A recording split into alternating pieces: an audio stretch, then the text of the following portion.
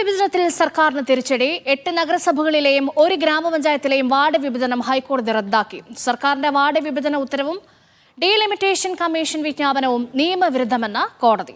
കൊച്ചിയിൽ നിന്ന് ലിഡിയ ജേക്കബും തിരുവനന്തപുരത്ത് നിന്ന് കെ ആർ സാജുവും കോഴിക്കോട് നിന്ന് മുഹമ്മദ് അസ്ലവും ചേരുകയാണ്.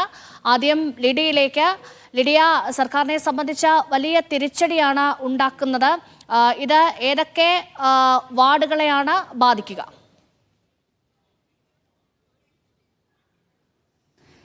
രേഷ്മ, നഗരസഭകൾ 8 നഗരസഭകളുടെയും ഒപ്പം ഒരു ഗ്രാമപഞ്ചായത്തിന്റെയും വാർഡ് വിഭജനത്തിലാണ് സർക്കാർ ഹൈക്കോടതി ഇത്തരത്തിലൊരു നടപടിയെടുത്തിരിക്കുന്നത്. ആ ഉത്തരവാണ് ഇപ്പോൾ ഹൈക്കോടതി റദ്ദാക്കിയിരിക്കുന്നത്.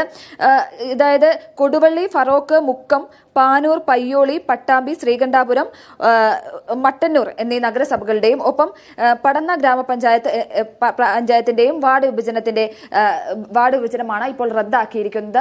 സർക്കാരിനെ സംബന്ധിച്ചിടത്തോളം വലിയ തിരിച്ചടിയാണ്. കാരണം വലിയ പ്രതിഷേധങ്ങളും വലിയ വിമർശനങ്ങളും ഒക്കെയായിരുന്നു ഈ വാർഡ് വിഭജനത്തെ സംബന്ധിച്ച് ആദ്യഘട്ടത്തിൽ ഉണ്ടായിരുന്നത്.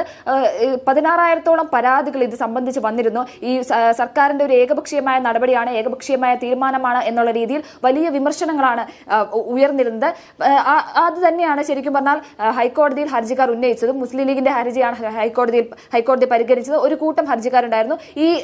ഈ മുനിസിപ്പാലിറ്റികളുടെ എല്ലായിടത്തു നിന്നുമുള്ള ഹർജിക്കാരുണ്ടായിരുന്നു. അവരുടെ എല്ലാവരുടെയും ഹർജി പരിഗണിച്ച ശേഷമാണ് കോടതിയുടെ ഭാഗത്തു നിന്നും ഇത്തരത്തിലൊരു നടപടി ഉണ്ടാകുന്നത്. സർക്കാരിനെ സംബന്ധിച്ചിടത്തോളം വലിയ തിരിച്ചടിയാണ് എന്ന് തന്നെ നമുക്ക് പറയേണ്ടി വരും. അതായത് ഈ ഹർജിക്കാർ മുന്നോട്ട് വെച്ചൊരു വാദം എന്ന് പറയുന്നത് 2011 സെൻസസ് പ്രകാരമാണ് 2015 ഇത്തരത്തിൽ വാർഡ് വിഭജനം നടത്തിയത്.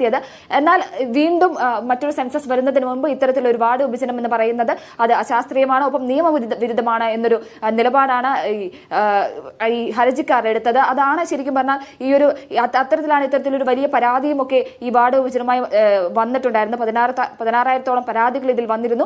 അതിന്റെ അടിസ്ഥാനത്തിൽ വിവിധ ഇത്തരത്തിൽ കൊടുവള്ളിയിലെയും അതുപോലെ പാനൂർ, മട്ടന്നൂർ നഗരസഭകളിലൊക്കെ ആളുകൾ, അതായത് പ്രതിപക്ഷം, കോൺഗ്രസും ഒപ്പം മുസ്ലിം ലീഗ് അടക്കമുള്ള പ്രതിപക്ഷം, BJP അടക്കമുള്ള പ്രതിപക്ഷം വലിയ രീതിയിലുള്ള വിമർശനങ്ങളും പരാതികളും ഒക്കെ ഉന്നയിച്ചിരുന്നു. ഒപ്പം അവർ ഹൈക്കോടതിയെ സമീപിച്ചിരുന്നു. അതിന്റെ അടിസ്ഥാനത്തിലാണ് ഇപ്പോൾ ഇത്തരത്തിലൊരു വിധി വന്നിരിക്കുന്നത്. സർക്കാരിനെ സംബന്ധിച്ചിടത്തോളം വലിയ തിരിച്ചടിയാണ്. 8 നഗരസഭകളുടെയും ഒപ്പം ഒരു ഗ്രാമപഞ്ചായത്തിന്റെയും ഇത്തരത്തിൽ വാർഡ് വിഭജനം സംബന്ധിച്ചുള്ള വിധി റദ്ദാക്കിയിരിക്കുന്നത്. ലിഡിയ, തിരുവനന്തപുരത്ത് നിന്ന് കെ ആർ സാജു കൂടി വിവരങ്ങൾ പങ്കുവയ്ക്കാൻ ചേരുകയാണ്. സാജു, സംസ്ഥാന സർക്കാരിന്റെ വാർഡ് പുനർവിഭജനം ഒരു രാഷ്ട്രീയ പദ്ധതിയാണെന്നാണ് പ്രതിപക്ഷം നേരത്തെ തന്നെ ആരോപിച്ചിരുന്നത്. ഇതിനെതിരെ ശക്തമായ വിമർശനങ്ങൾ, പ്രതിഷേധങ്ങളൊക്കെ പ്രതിപക്ഷത്തിന്റെ ഭാഗത്തുനിന്നുണ്ടായി.